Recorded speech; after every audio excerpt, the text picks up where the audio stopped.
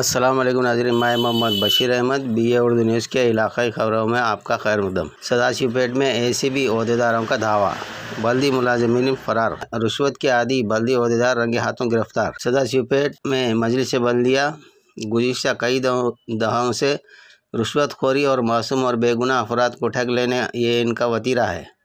मुलाजिमीन अपनी तनख्वाहें साबित बचाकर माहाना तनख्वाहों से ज़्यादा रुश्वतखोरी के ज़रिए कमा लेते हैं। ये इसके आदी हो गए। वेणुगोपाल उर्फ पंतुलू जो सबसे ज़्यादा कमाई कर लेता है और हर आने वाले नए ओहदेदारों को भी इस काम का रास्ता फराहम करते हुए मकामी सूरत हाल से वाकिफ़ करवा कर ये काम सर अंजाम देते हैं। बल्दिया दफ्तर में बाज़ाब्ता तौर पर बोली लगाकर रिश्वत की रकम ली जाती, जबकि इन मुलाजिमीन पर किसी आला ओहदेदारों की पकड़ जकड़ नहीं है। जो लोग रिश्वत देते हैं इनका काम मिनटों में कर दिया जाता है। बाद शौक़ ज़राए के मुताबिक जो लोग पैसे नहीं देते इन अफराद को बल्दिया के चक्कर लगाने पड़ते हैं। ACB इंसदाद रिश्वत सतानी ओहदेदारों की कार्रवाई को आवाम की मुकम्मल तायीद हासिल है और मुतालबा किया गया है कि रिश्वतखोरी से पाक नज़्म नस्क़ फराहम करने की हुकूमत से अपील की गई है। देखते रहिए अगली खबरों के लिए BA उर्दू न्यूज़। మా దగ్గర శివకుమార్ గారు అని ఒకరు ఇక్కడ సంగారెడ్డిలో ఉంటారండి. ఆయన ఒక కంప్లైంట్ మా దగ్గర నమోదు చేయడం జరిగింది. ఆయన ఏమనంటే 25 సెప్టెంబర్ 2023లో ఆయన వాళ్ళు ఒక కొత్త ఇల్లు కట్టుకున్న తర్వాత వాళ్ళ ఇంటికి ఒక నెంబర్ అలాట్ చేయమని చెప్పి ఇక్కడ ఒక అప్లికేషన్ ఇవ్వడం జరిగింది సదాశివపేట మున్సిపల్ ఆఫీస్. దానికి అనుగుణంగా కావాల్సిన డాక్యుమెంట్స్ ఏవైతే ఉన్నాయో అన్నీ కూడా ఇక్కడ సబ్మిట్ చేయడం జరిగింది. దానికి ప్రకారము ఇక్కడ వచ్చేసి వాళ్ళని రిక్వెస్ట్ చేస్తూ ఇట్లా సెవెన్సో దర్యాప్తు ఏదైతే దానికి అనుగుణంగా ఇవ్వాల్సిన డాక్యుమెంట్స్ ఏదైనా అన్ని సబ్మిట్ చేసేసిన నాకు నా ఇంటికి నంబర్ని అలాట్ చేయమని చెప్పి రిక్వెస్ట్ చేస్తే వీళ్ళు చూద్దామని చెప్తూ దాదాపు ఒక 8-10 సార్లు కూడా తిరిగిన తర్వాత లాస్ట్లో ఒక రోజు మాత్రం ఆయన ఒక మెసేజ్ వచ్చింది. ఆ మెసేజ్లో ఏంటంటే మీ యొక్క దర్యాప్తుని మీ యొక్క దరఖాస్తు స్వీకరించడం జరిగింది.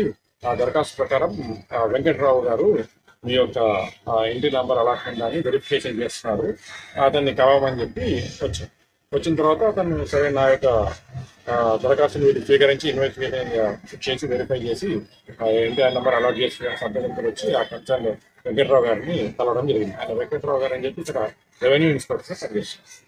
ఆయన తెలిస్తే ఆయన అన్నాడు దాదాపు 10,000 రూపాయలు ఖర్చు అవుతాయి, దీనికి మీరు 10,000 రూపాయలు లంచం ఇస్తే నేను ఇమీడియట్గా మీకు హౌస్ నెంబర్ని అలాట్ చేస్తాను అని చెప్పి చెప్పడం జరిగింది. అయితే ఆ హౌస్ నెంబర్ని ఆయన ప్రాసెస్ చేసి అలాట్ చేయాలి. దానికోసం చెప్తే ఇతను రిక్వెస్ట్ చేసినారు, లేదు సార్ ఆల్రెడీ మా ఇంటికే బాగా డబ్బులు ఖర్చు అని అక్కడ ఇచ్చుకోలేని అవుతానంటే లేదు ఇవ్వాల్సిందే అని చెప్పానంటే సరే సార్ నేను ట్రై చేస్తానని చెప్పేసి అతను బయటకు వచ్చిన తర్వాత మమ్మల్ని అప్రోచ్ చేసి మాకు ACBలో సంగారెడ్డి ఆఫీస్లో కంప్లైంట్ ఇవ్వడం జరిగింది. కంప్లైంట్ ఇచ్చిన తర్వాత మళ్ళీ ఇంకొకసారి వెళ్ళి రిక్వెస్ట్ చేసినారు, మళ్ళీ ఒకసారి వెళ్ళి రిక్వెస్ట్ చేయండి మరి ఏమంటారు. మళ్ళీ ఒకసారి వెళ్ళి రిక్వెస్ట్ చేస్తే మళ్ళీ దాన్ని 10,000 నుంచి 8,000 తగ్గించి 8,000 మాత్రం ఖచ్చితంగా ఇవ్వాల్సిందే అని చెప్పి ఈ ప్రాసెస్లో అది ఆటోమేటిక్గా ఇది సబ్మిట్ చేసిన రికార్డ్ ప్రకారం అది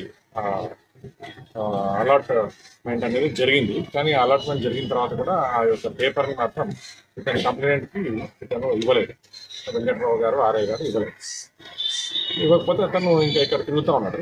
ఈరోజు అతను కంప్లైంట్ డబ్బులు ఏదైతే 8,000 రూపాయలు డిమాండ్ డబ్బులు ఉన్నాయో ఆ డబ్బుని తీసుకొని ఇక్కడ రావడం జరిగింది. వచ్చిన తర్వాత అతనికి ఇట్లా మీరు అడిగిన డబ్బులు తీసుకొని వచ్చాను సార్ అంటే సరే ఇవ్వండి అని చెప్పేసి అతను నాకు కాదు ఇక్కడ ఒక వేణుగోపాల్ శర్మ అని చెప్పేసి పంతులు అని చెప్పి ఇక్కడ అందరూ అంటుంటారు, ఆయనకి ఇవ్వండి అని చెప్తారు.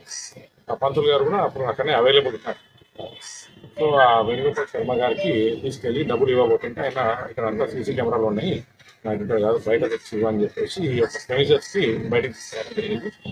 అట్లాగే మామూలుగా ఇవ్వడం కాదు, ఒక వైట్ పేపర్లో చుట్టి ఇవ్వండి అంటే ఒక వైట్ పేపర్లో చుట్టి అతనికి డబ్బులు ఇవ్వడం జరిగింది. ఆ డబ్బులు అతను యాక్సెప్ట్ చేశాడు.